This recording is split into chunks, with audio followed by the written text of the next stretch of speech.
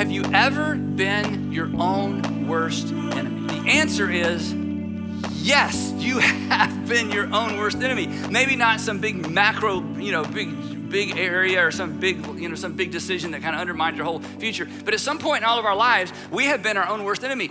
Every single one of us has the potential to become our own worst enemy, right? And the reason I know that is because you, and this is all of us, but I'm picking on you for a second, you have participated in all of your bad decisions, right?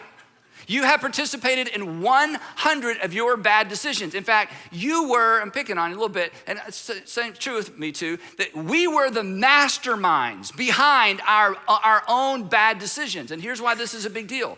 Because a single bad decision, you know this, a single bad decision is always the first step toward becoming your own worst enemy, right?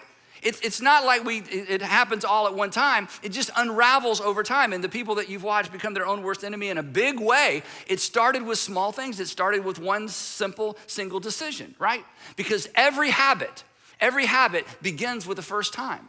And every pattern begins with the first line. And every journey begins with a first step. So we all have the potential to become our own worst enemy if we're not careful. So in this series, what I want to do is I want to suggest three habits that really serve as preemptive habits to ensure that you don't become and I don't become and the people we love don't become our own worst enemies. So today I'm going to give you the first habit, and then in the next 2 weeks, we're going to talk about habit number 2 and habit number 3. So the first thing that we must all do to ensure that we don't become our own worst enemy is pay attention to the tension. Pay attention to the tension. Whenever you're considering any option, any invitation, anything that comes your way, any choice that you're about to make, and if the option you're considering causes any sense of hesitation, a little bit of tension, a little bit of pause, it in any kind of way dings your conscience, stop and pay attention to that tension. Don't start selling yourself. Start listening. Don't sell yourself, start listening. Because here's what happens, and we know this.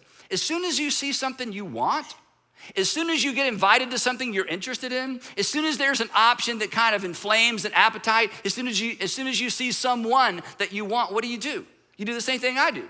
You start selling yourself. You start selling yourself on this idea. And what's interesting is we lie to ourselves and then we believe our own lies. I think only human beings are capable of this.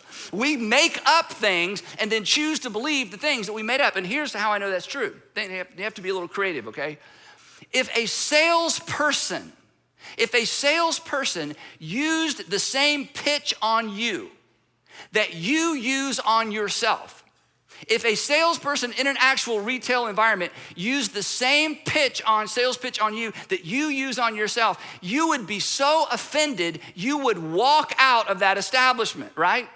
If someone actually said to us the things that we say to ourselves to sell ourselves on a bad idea that sets us up to become our own worst enemy, we would be so extraordinarily offended. This is why you can't afford and I can't afford to start selling ourselves. Instead, we need to pay attention to the tension.